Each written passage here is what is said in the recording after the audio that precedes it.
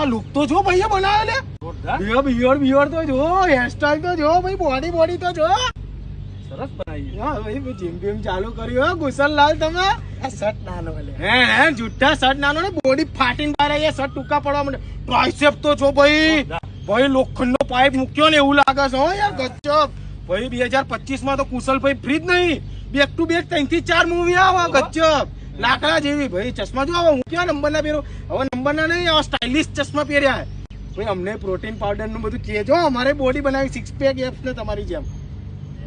શું મસ્તી કરે જો માણસની મજાક ઉડાવો. આ કેવા માંગતો મોન્ટા, આવી રીતે બધા દર વખતે હાથ ચાલાકીથી મસ્તી ના થાય. આપણે એની ખેંચી તો કેવું સમજી ગયો ને કે આને મજાક કહેવાય.